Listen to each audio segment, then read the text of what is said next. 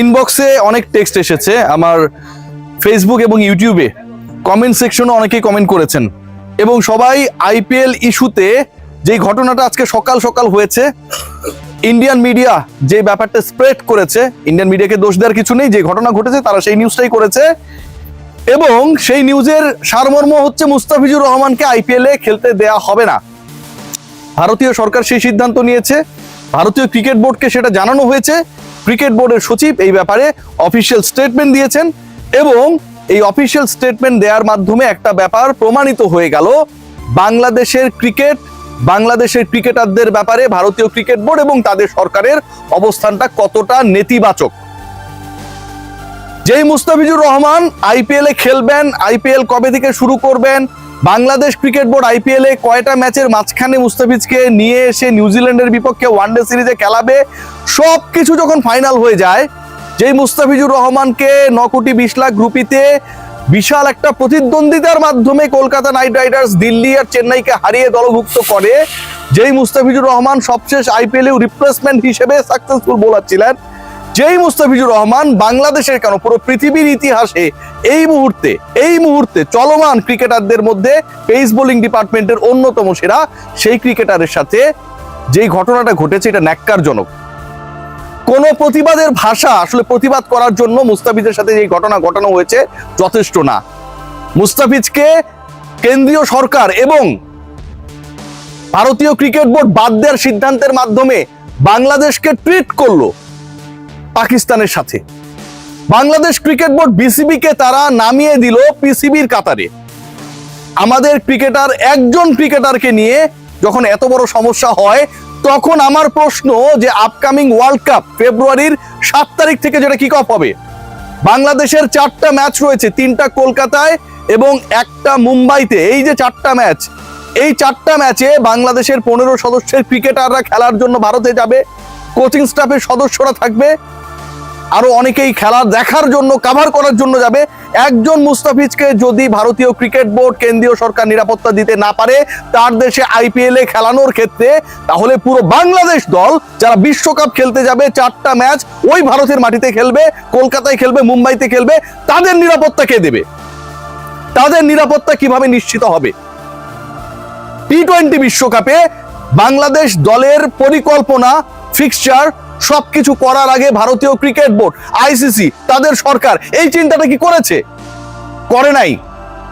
Bangladesh cricket board আজকে কতটা মাথা নিচু হয়ে গেছে বিসিবির, যখন তাদের যেই ক্রিকেটারের এনওসি নিয়ে আলোচনা ছিল, আমরা সমালোচনা করেছি বিসিবির, এবং শেষ পর্যন্ত অলমোস্ট ফুল আইপিএল খেলার অনুমতি তাকে দেওয়া হয়। সেই বাংলাদেশ ক্রিকেট বোর্ড যখন এরকম একটা খবর পায় যে তাদের আইপিএল এ দল পাওয়া একমাত্র ক্রিকেটারকেও খেলাতে চায় না ভারতীয় cricket board BCCI, Bangladesh cricket board বিসিবির মানিজ্যতের জায়গাটা কোথায় থাকে? পাকিস্তানের ম্যাচেস গুলো হাইব্রিড মডেলে হবে, আপনারা সবাই জানেন। তারা কোনো ম্যাচ ইন্ডিয়ায় খেলবে না, যেহেতু ইন্ডিয়া পাকিস্তানে যেতে চায় না। মুস্তাফিজকে যেহেতু ভারতের মাটিতে খেলানোর ক্ষেত্রে তাদের সরকার এবং বিসিসিআই এর এত আপত্তি, বাংলাদেশ আপকামিং ওয়ার্ল্ড কাপে, টি-20 ওয়ার্ল্ড কাপে কোনো ম্যাচ ভারতে খেলবে না। পাকিস্তান যেমন শ্রীলঙ্কায় খেলবে, বাংলাদেশও তার ম্যাচেস গুলো শ্রীলঙ্কায় খেলবে। এটা হওয়া উচিত বাংলাদেশ ক্রিকেট বোর্ড বিসিবির অবস্থান, আদারওয়াইজ তারা ব্যাকবোনলেস আমি মনে করি। এই যে আইপিএল কে নিয়ে এত উন্মাদনা, বাংলাদেশের মার্কেট খেয়াল করে দেখবেন, they played a big role. এই মার্কেটে আইপিএল সম্প্রচারিত হয়। আমার মুস্তাফিজকে অপমান করা মানে পুরো দেশকে অপমান করা, বিসিবিকে অপমান করা, সম্প্রচারক এই দেশে যারা তাদের অপমান করা, সাংবাদিকদের সমর্থকদের অপমান করা। আপকামিং আইপিএল এ বাংলাদেশ ক্রিকেট বোর্ড এবং সরকারের সিদ্ধান্ত নেওয়া উচিত, যেহেতু বাংলাদেশের ক্রিকেটারকে তারা গ্রহণ করতে রাজি না, সেই টুর্নামেন্ট প্রচার যেন না করা হয় এই বাংলাদেশে। এই ডিসিশনটা নেওয়া উচিত। It should be taken strongly.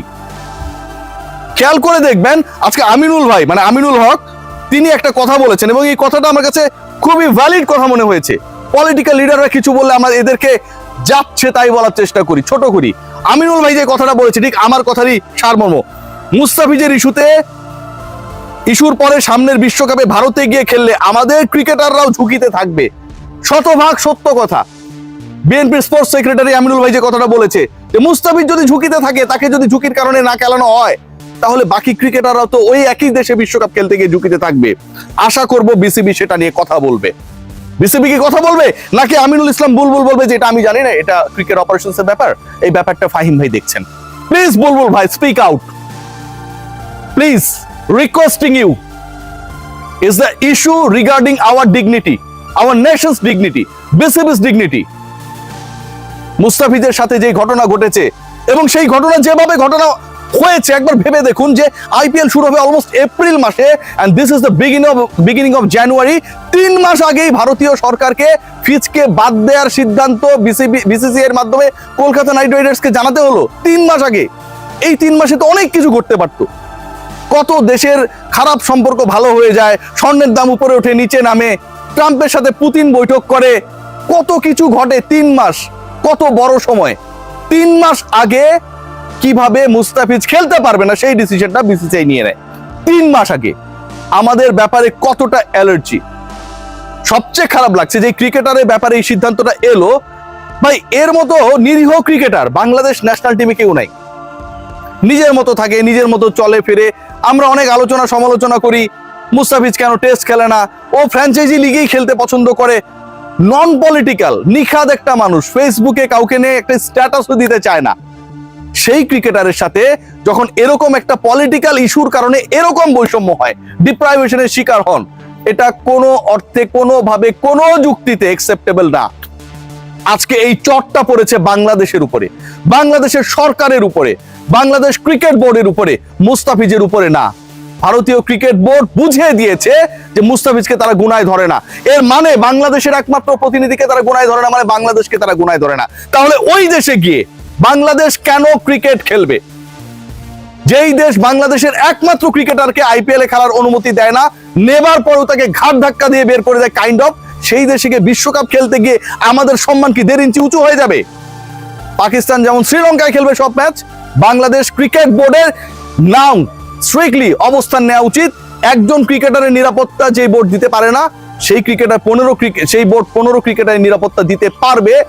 এই যুক্তি কোনোভাবে কাম্য না, কোনোভাবে গ্রহণযোগ্য না। সো বাংলাদেশের সকল বিশ্বকাপ ম্যাচ শ্রীলঙ্কায় অনুষ্ঠিত হবে। হাইব্রিড মডেলে প্রয়োজনে বাংলাদেশে অনুষ্ঠিত হবে, কিন্তু ভারতে গিয়ে বাংলাদেশ খেলবে না। পাকিস্তানের ক্ষেত্রে যদি এটা অ্যাপ্লিকেবল হয়, তার মানে এক্সাম্পল সেট করা রয়েছে, বাংলাদেশের ক্ষেত্রেও এই এক্সাম্পলকে অ্যাপ্লাই করতে হবে। Cause this is not the problem of Bangladesh cricket board BCB, this is the problem of BCCI, Indian government, যে তারা সিকিউরিটি দিতে পারছে না। এবং তারা যে সিকিউরিটি দিতে পারছে না, মুস্তাফিজকে বাদ দেওয়ার নির্দেশ দিয়ে এই ব্যাপারটা তারাই প্রমাণ করে দিয়েছে। সো ইটস দেয়ার রেসপন্সিবিলিটি নাও। আর আমাদের রেসপন্সিবিলিটি ফিউচারে ফার্দার কোনো ক্রিকেটার আইপিএল এ নিলামে যেন না যায়, এটা ইনশিওর করা। কিচ্ছু হবে না। 1.5 মাস 2 মাসের টুর্নামেন্টে, 3 মাসের টুর্নামেন্টে বাংলাদেশের কোনো ক্রিকেটার না গেলে কিচ্ছু হবে না। এবং একই সাথে আইপিএল এর কোনো ম্যাচ বাংলাদেশের কোনো চ্যানেলে, কোনো প্ল্যাটফর্মে যেন প্রচারিত না হয়, সেটাও এনশিওর করা। This should be the prime responsibility of Bangladesh government and BCB. Let's see what happen. Bulbul ভাই দয়া করে কথা বললেন না যে অপারেশনস এর চেয়ারম্যান এই ব্যাপারে ডিসিশন নেবে। সবাই ভালো থাকবেন, টেক গ্রেট কেয়ার।